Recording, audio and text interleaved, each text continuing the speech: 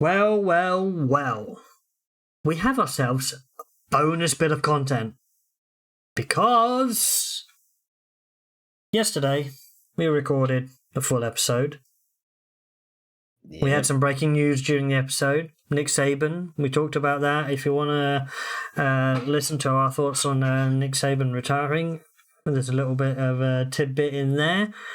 But the big one, today, Bill Belichick is no longer the head coach of the New England Patriots.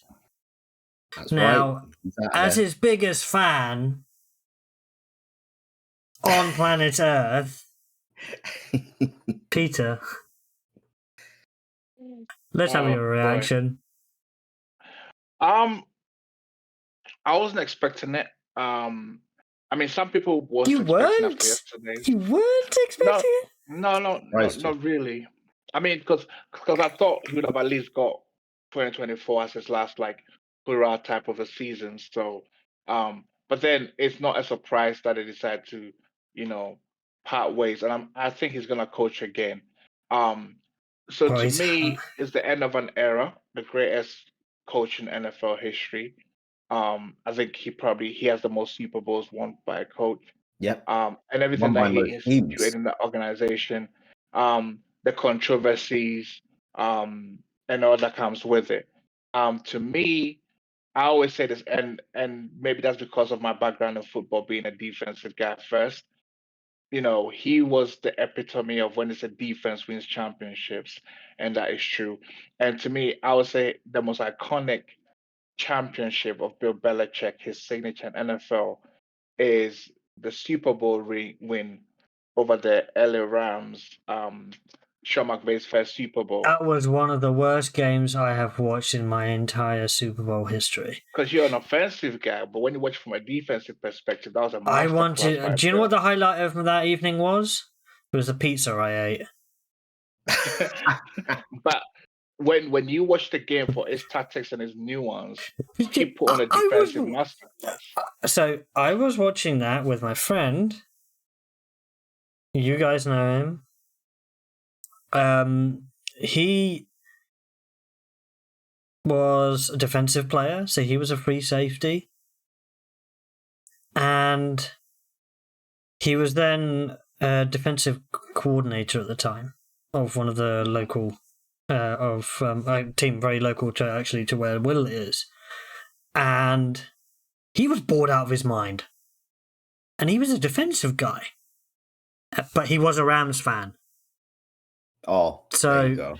Yeah, that's why, because he obviously wanted his team to do well, and he knows ball because he's played it, and he played at a very high, a high level within the country. But it is, I can understand that one was where he completely and utterly nullified the opposition. I mean, the thing is despite the one thing that Bill has struggled since Brady left over the past couple of years is having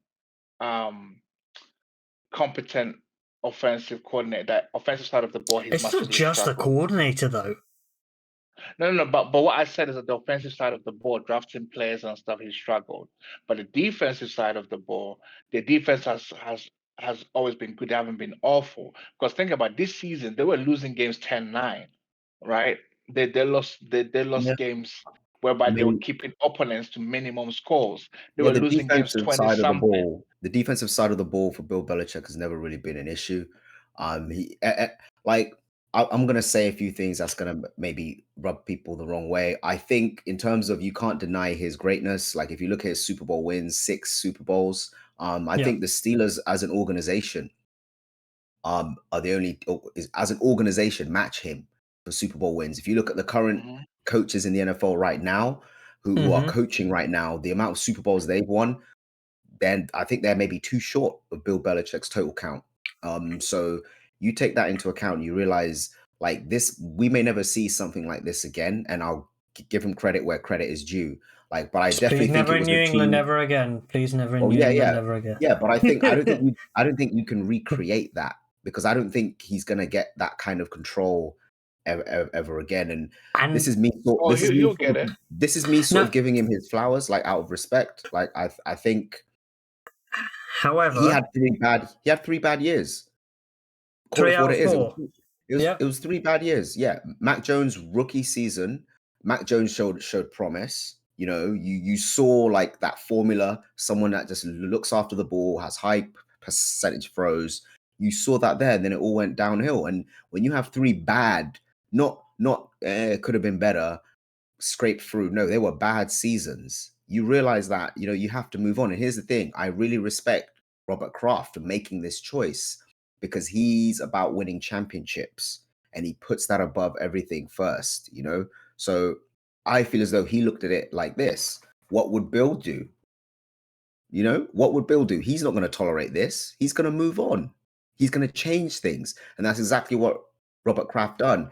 The thing is, I think the only thing I feel bad about is that we didn't get the Bill Belichick farewell tour because no one knew this was going to happen. Some of those players he played against.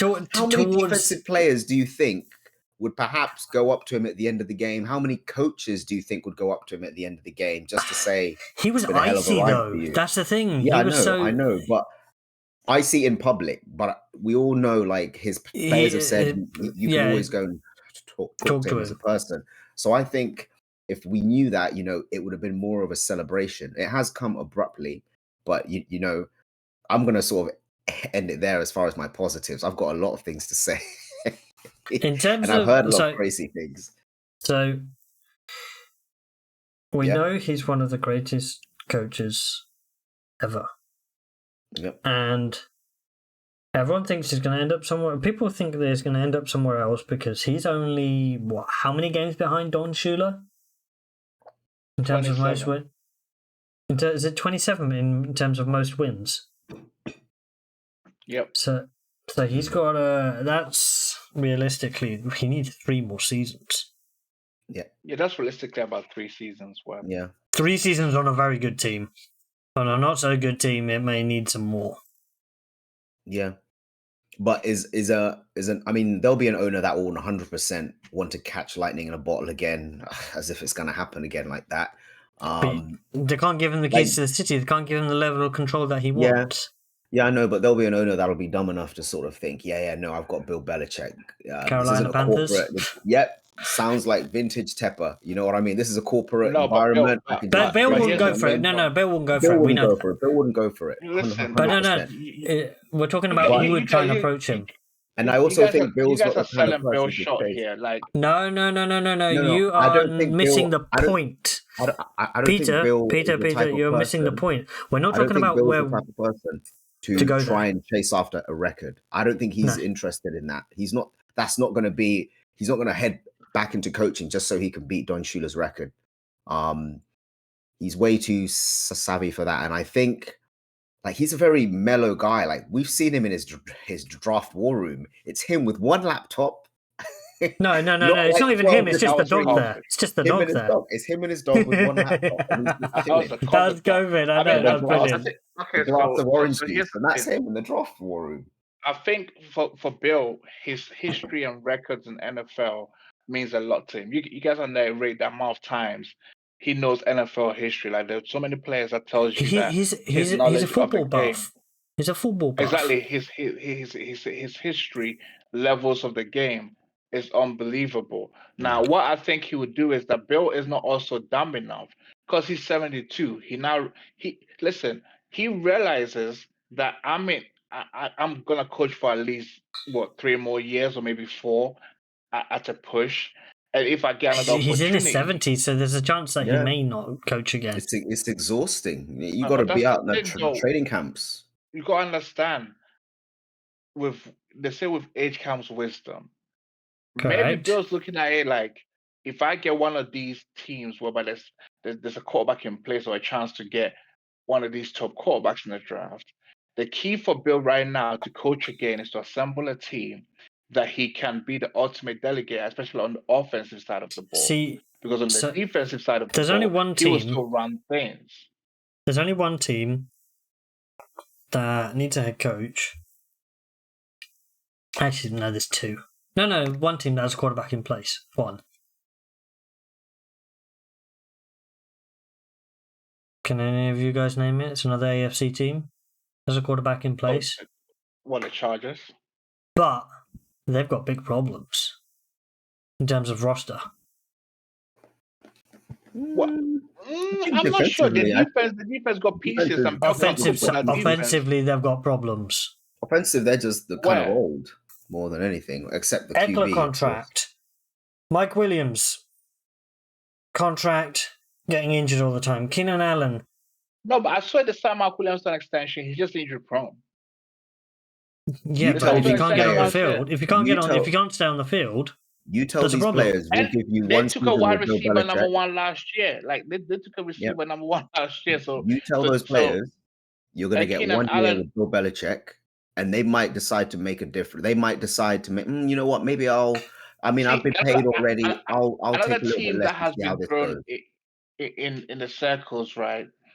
Is the Falcons, because Arthur Blank might be like, you know what, we're a quarterback away. And I saw this on the rumor mill today. Most of today is that, let's say if Bill goes to the Falcons, right, they don't get Justin Fields. So after wait a minute. So after inflicting the most humiliating day in Falcons history, he could come there and humiliate them further. He's not gonna humiliate. He's coming to fix it for you. He'll win your Super Bowl, and then but if it backfires, he could just end up humiliating them further. I don't think Bill was ultimate villain arc. Bill Belichick in the ATL. He's not gonna bury the Falcons completely now. Like you go look at it this way. And what I was saying is that they're thinking if Bill goes to Atlanta, maybe they get Kirk Cousins, veteran quarterback. You never know, because they got the pieces, and Kirk, you give Kirk a wide receiver tight end, he will cook. We've all seen that Kirk can do something. And I think the Vikings would probably have been in the playoffs if Kirk hadn't got injured this season. So speaking of the Viking, quick side note: Vikings and Bears are the home teams in London in 2024. But back to your point. So like I'm saying, there's a couple of options out there. The Falcons is a strong area for him to get to before these vacancies are available. The Chargers as well as another team if they wanna go for Belichick. But I think the Chargers might be looking at Harbaugh more so than Belichick. I don't know what other vacancies out there because the Panthers is a rebuild, and I don't think at Bill's age he fancies doing a rebuild there. And stuff. But you never know. Actually, it could work because, for instance, with the Panthers, no young head coach wants to go to the Panthers, right? Let me finish this point. But if Bill somehow goes to the Panthers, Bryce Young could get reunited with his OC from Alabama. Now, O'Brien, who might do a good job for them. Man down. Just like Bill Belichick. He's getting excited. Yeah. Leave my coach alone. Now, what I'm gonna talk about one thing, and this is gonna be triggering. Now, say for example, he goes somewhere else, and it doesn't work out. Right? Well, that's a career. It's not about whether he calls it or doesn't call it, because he's calling it irrespective. Age means that he will be calling it after a certain amount of time. Now, I'm talking about how we look at him in retrospect. So if he goes somewhere else and they're successful, then people will give him more props than they are currently giving him now. So everyone's saying he is one of the greatest coaches of all time, but he is intrinsically paired with Tom Brady. Yep. Now he goes somewhere else and it doesn't work out. That's not going to be washing on. That's not that intrinsically paired will never disappear. Yeah, no, I mean, I heard some sacrilege earlier today. I think this was on Fox. I think they were saying that if we look at how he performed without Tom Brady, like all the games he's played without Tom Brady, and he's basically a really good defensive coordinator. That's what they've said. You know, obviously that's But looking at things. defensive coordinators don't create culture. Yeah, and that's the thing that separates. But I also think like the whole here's the thing: if this was produced by another team, the whole Patriots dynasty, there's so many angles to look at it. You've got the cheating side. You know, that was a part of their success. You know, and that's held against them, and rightfully so it should be. You've also got the fact that the division they were playing in was abysmal. Like almost by default, they were in the playoffs every season. All right, Mark Sanchez. Yeah, I know, but Mark Sanchez was the best QB in that division for a decade. So that says a lot. Like if as soon as that changed, I think you have to look now. You've got Josh Allen, you've got Tua, and who else do they have in that division? Do they have the Raiders as well? No, it's Josh the Jets. No, it's just the Jets. So it's Aaron Rodgers, but he was obviously Aaron Rodgers on crutches. That division is not like it's not a gimme every single season. Like if you put the Steelers in the playoffs every year, guaranteed, they're gonna win a few. You know, if you were to put Kansas City Chiefs, I mean, obviously, if you put them, well, they're an example. In the playoffs every season. So they've been in the playoffs every season for how many years now?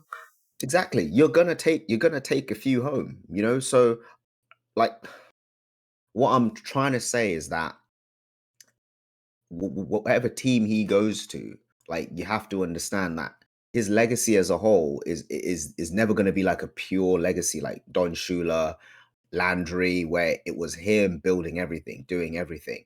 That he's always going to be tied to the hip with Tom Brady and everything else that happened. You know, a lot of things happened in his favor. I always say this year when people talk about the whole Tom Brady thing, right? And my point is this, and it's one of the points that people say we'll never know. Tom Brady would not even win a single Super Bowl if he didn't go to the Patriots. And I believe that 100%. Yeah, but that's because he would have never got the chance because he was a 6th round pick and it all depended on somebody else getting injured. Yeah, Tom Brady, if he'd gone to any other team, I don't think a lot of people don't give Bill Belichick enough took a risk. Because most coaches, like, I'm gonna go back to when Drew Bledsoe got injured, right? And Brady came in to play because he was a number 2 QB. And when Bledsoe got back healthy, he stuck with Brady. People don't give Bill Belichick credit for making that decision because most coaches in the NFL would have gone back to Drew Bledsoe. Brady would have gone back to the bench because you were the backup. I think that's the problem with nowadays versus back then. Right, nowadays people expect him. Oh, he is your franchise guy. You're paying him the money. Yada yada yada yada. Yeah, yada. But Drew Bledsoe was being paid a lot. Back then they don't. I think it was. Back then, yeah, well, obviously. You didn't have social media. You didn't have social media being the way it was. It was all just talk radio, and that's it. Yes, I get that, but even today in the NFL, that still runs true. Like most coaches would not sit the franchise quarterback, even if the backup is playing well. Okay, let's say for instance Patrick Mahomes gets injured, right? Chiefs backups comes in, they're winning games. Do you think Andy Reid is not gonna bench that backup and play Mahomes? Yeah, but Drew Bledsoe's not Patrick Mahomes. Yeah, but that wouldn't happen. Yeah. All right, let's think of a better example. Maybe that's a poor example. What about Josh Allen, for instance? He hasn't won a Super Bowl, right? Josh Allen hasn't won a Super Bowl. He hasn't won an MVP. Backup is playing well. Josh Allen is healthy again. Do you think they are not going to play Josh Allen and they'll keep playing backup? I think I think we need to take someone like when you analyze it and you look throughout NFL history, how a lot of coaches they don't sit their starters for the backup when the starter is healthy. When Belichick made that decision at the time, a lot of analysts didn't agree with it. They thought, "Come, what is he doing?" Let's say the 49ers he got crucified on talk radio for it. If the 49ers draft a QB late, let's say in the 4th round, more like a backup to Purdy, they release the Darnold. The guy plays, he's electric, and he provides a spark, or he provides a play style that Brock couldn't achieve. All right. But that wasn't the case with Brady, So though. okay, Yeah, but all I'm saying is I need to types of provide. I organizations need to provide some statistical background to this. What do you think Drew Bledsoe's pass completion percentage was from? What his highest pass completion percentage was between 1993 and 2000? low 70s, No, high 60s. no. Is it lower? His highest ever was 60.2%. Yeah, that's. So don't tell me. Yeah, that good. I think it's a case of next man up getting paid, and he was the guy getting paid. But you have to remember, like as an organization, that's the MO. Usually, when you pay a quarterback, you're not really meant to move on from him, even if he stinks it up. But we've started to see that change in that culture. My Eagles did the same thing. They paid Carson Wentz and like, nope, we're going to move. I think the Giants are going to pull the same thing because they realize this is how you hand tie an organization. They just confirmed and Peter, let me continue to paint the picture. The 3 previous seasons before he got injured, played 14 games, was 8-6. Played 16 games, 8-8. Played 16 games, was 5. They had a 5-11 season the year before he got injured. So he was already on thin ice. Yeah, he was already on that downward trajectory. Did you realize that Drew Bledsoe took them to the Super Bowl under Bill Parcells, which they lost to the Packers? You know, because they did get to a Super Bowl with Drew Bledsoe and the Parcells, and they lost to the Packers. Okay, and then one thing that you need to put into perspective is that the year before they were 5-11 was Belichick's first season with the Patriots in 2000, right?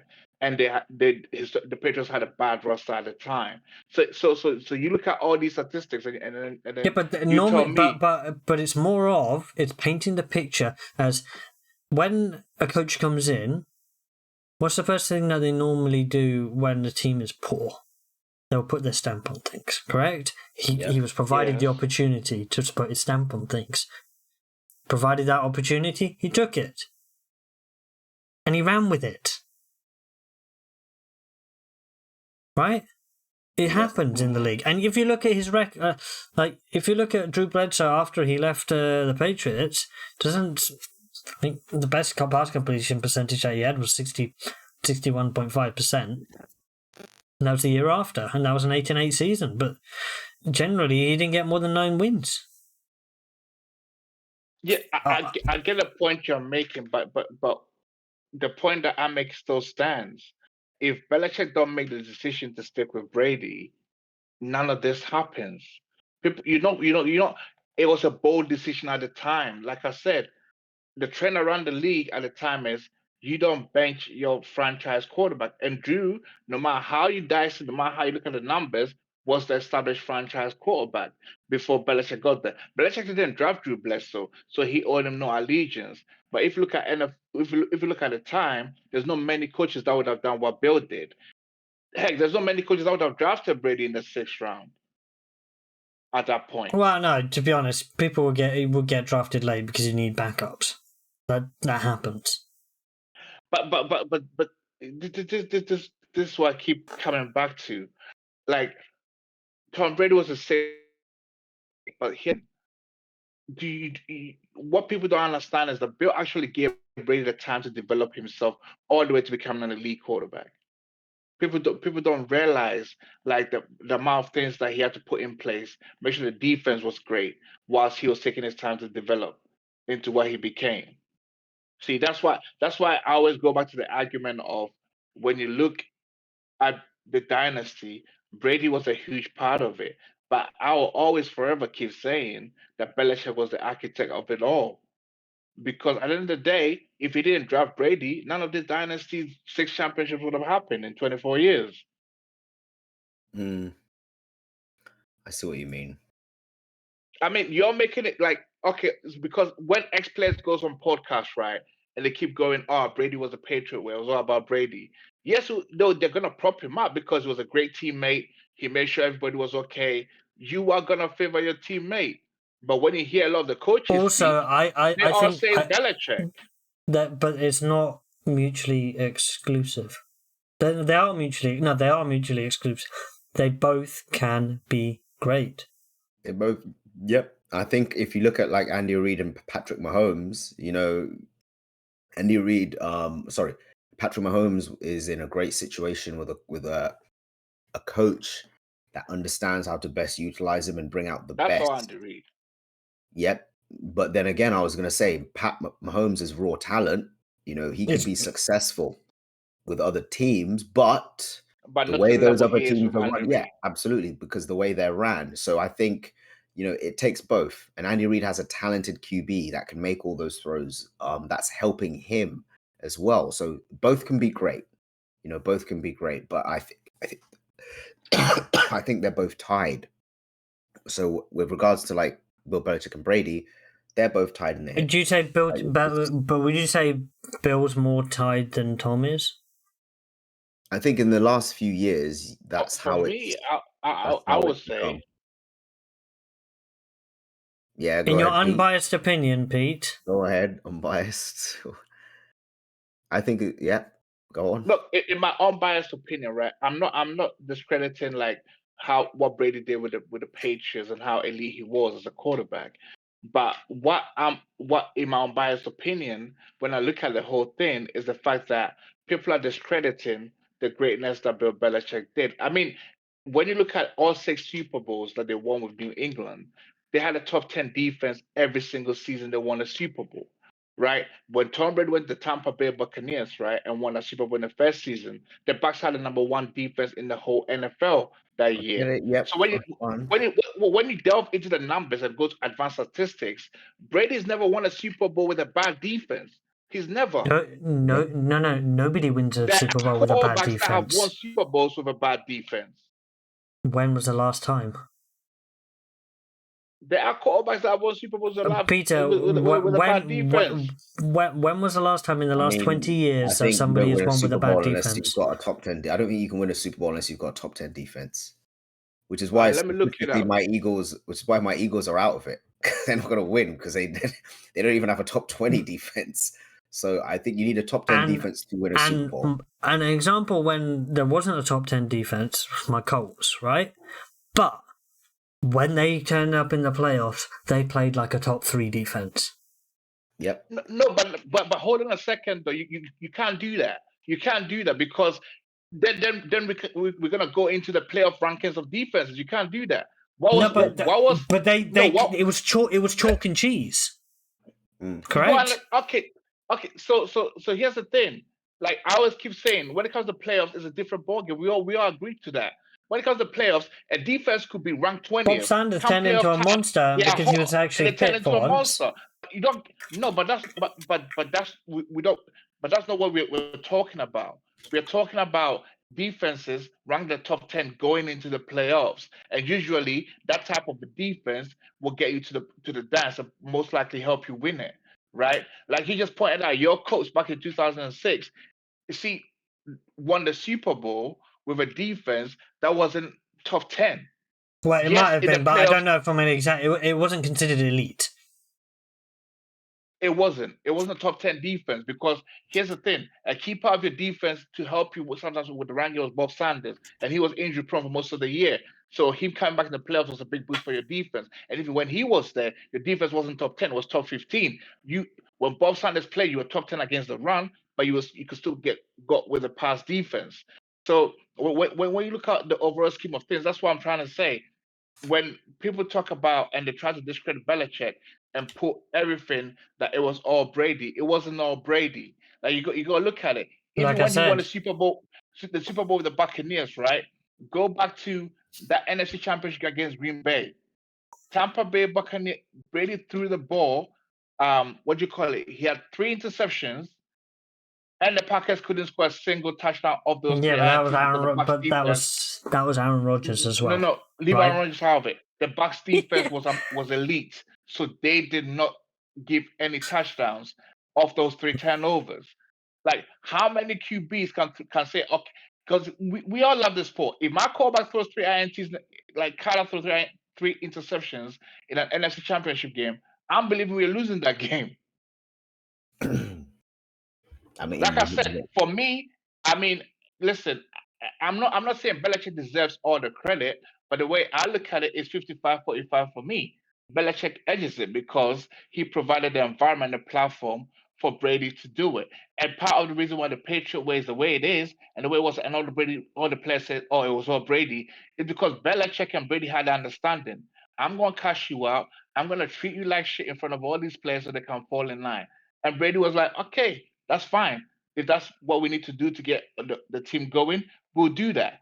And that's why Belichick was able to do those things to Brady. Okay, parking the Brady Belichick talk, coaching tree is as dead as a dodo as I've ever seen. Oh, he has one of the worst coaching trees. We know that. Yeah, I think all of the guys that perhaps learned from outside. I know Vrabel was at Ohio State, so he was always more of like a college guy. He didn't come through the ranks as like assistant. No, he just played under him. That's all it was. Yeah, that was all it was really. But his tree's bad. But I think it's the whole argument of his style of coaching. Like he wouldn't necessarily like you would learn from observing, but not necessarily from like he wouldn't teach you. You can't anything. mimic. Like he's not trying to impart knowledge onto you like a way an Andy Reid would, you know. He would basically like you just got to soak it up while you're here, and then that's all I can, you observe how I do things and you try and recreate that when you go to another team, which is why I think a lot of his disciples have kind of fallen flat because that's all they can do. They weren't taught anything. All they did was absorb and try and recreate, and that's not going to work because every organization is different. I think Bill don't teach. Bill don't. Yeah, he's too worried. He's focusing on his role. He's focusing on what you just got to fit within his system, within that system, and that's probably also why when you have a dearth of talent in the offensive side of the ball, which they have had these last few years, it's found the team out. Yep. Because the coaching,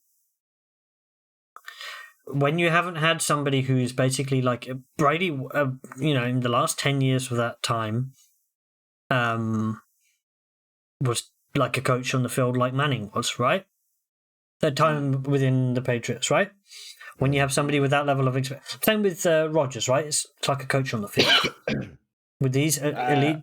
I'm not sure about Rodgers about that. Rodgers didn't have an offensive line this year. That's what we know. But when it comes of in terms of intelligence, in terms of picking up defenses and the like, the elite players are elite for that reason. They have that ability, right?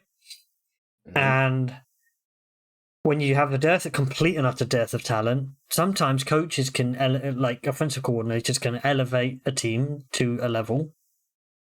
They didn't have that. And that is partly because of Bill's recruitment as well, from a talent perspective. So when we look at him in terms of a legacy of, okay, we look at coaching trees, there's no legacy in terms of that. The legacy is atrocious because the coaching tree is probably one of the worst I've seen. Probably is the worst in terms of coaching trees. I'll give you that. Doesn't detract from the rings that he's won, but I think mine and Will's opinion is pretty similar. He is intrinsically linked to TB12. You're slightly off on the side of that opinion. Yeah. And vice versa. Tom Brady is always linked to Bill Belichick. That's the story of it for those two. Anyway, I think at the end of the day, in terms of succession, Rappaport is reporting that there's a strong interest for Jared Mayo to take over as the head coach, and along the lines of he's been sort of like he'll be one of the people interviewed. Over. Yeah.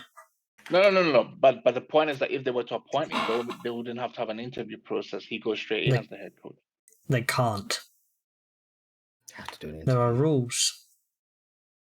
In terms of procedures. They don't need to go through the lengthy hiring process, though. That's what Rappaport was saying. Yeah, I mean, they can do like a show and dance of interviewing people, and then hire him. That's... Well, basically, they don't have to interview more than 3. They could interview one other guy, and that's it. because Jared Mayo kind of like fixed their winning rule as well. Kill two birds with one stone. Yeah, and he's from that organization, so I mean, some part of Bill's because he's legacy because he's an internal candidate. Also, has a. It's different. I think it's like when Todd Bowles took over for Bruce Arians when Bruce Arians retired with the Bucks. Okay, it wasn't lengthy at all. They're finding within a week. Yeah. Okay. So, do we think? Okay, I'm going to make an analogy to our football. This is a David Moyes after Sir Alex Ferguson. It's just going to be atrocious. You know, we'll never know. It could very well be, though, but you never know. I mean, want the Patriots to almost become a different team. Like, I want them to use this as like they can't reinvent themselves. It needs to be revolution, it needs to be revolution, not evolution. Yeah, I think they've been this way for so long, and I think like there's no point in trying to recreate it. Well, we've seen it doesn't work. It doesn't work. So I think you need to perhaps I mean, it's not necessarily it's going to be a culture change, you know, but they're so used to one way for like so long, and even the owner's going to have like some pushback if they try and change too fast. He's going to be like, look, well, we won a lot of championships and Bill did it this way, but something tells me that Kraft isn't that type of person, though. I think he's going to let the new head coach sort of be his own coach. Well, it depends on who brings in GM. He hasn't had a GM in how long? Cool. So they've got some structural changes they need to make. So I mean, I think, but they have internal guys that they might turn it over to, who might feel like, okay, Belichick is gone, so maybe I've always wanted to do something different, so maybe let's try and do some. Like one of the guys that they're gonna have to be quick because the talent evaluations things. So I think Kraft is gonna promote some of the internal guys, and then see where this thing goes. And I think, provided how 2024 season ends, if the Patriots are still horrible and they still end up with a top 5 pick again, then it's just the decision will be made. I think eventually at some point, my prediction is that they're not gonna be good after Bill leaves, and they might have to appoint someone from outside who come in, and the revolution is like bringing. I think the revolution needs to happen now, forward. but I think they should basically just hire then also Carolina internally staff that got fired. Just hire that whole unit. What, Frank Josh McCown is your quarterbacks coach. You know, you've got him there. Deuce as your offensive coordinator. They ain't gonna do that. I mean, Josh McCown is definitely valuable. I think he'd be a great QB coach. Yeah, but they need a QB now because what they've got is nothing. They mismanaged Mac Jones. They have mismanaged, but all I'm saying is he's done. There, he's done because there. They can't. They can't. They can't. They need to have a full clean slate.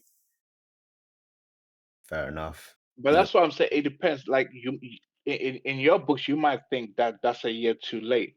But looking at Robert Kraft, the thing is, loyalty is a big part of the Patriots culture that Belichick established, and that's why I'm saying that initially for this year after Belichick is gone, will be to give the internal guys the opportunity to see if they can right the ship. Sink or swim. You know, exactly. And if they can't, then you wipe it clean, then you bring the outside people with NFL experience from outside to implement new processes going forward. Even so, I had Robert Kraft is also approaching the age whereby he is getting up there in age, and he might want to turn the team over to his son to run things. How old is he now? I mean, Kraft is in his 80s, I think. 82. Exactly. So he and Arthur Blank, they are around the same age. By the time they get to their 90s, they'll probably turn the ball over. Because I remember my Cardinals, when the owner got to like 90, he wasn't running the team anymore. So his son, who's the current owner, became like the president and was running the day-to-day activities. And the dad was owner in name, but we all know Michael was running everything. So it might be that type of situation next season or the season after at some point. All right. There we have it. A little segment. Well, a significant segment. It was the biggest news story of the day. And we'll be back next week for a proper episode. So it's goodbye from myself, Peter and Will. And please like and subscribe the video. Catch you next week. Absolutely. Over and out.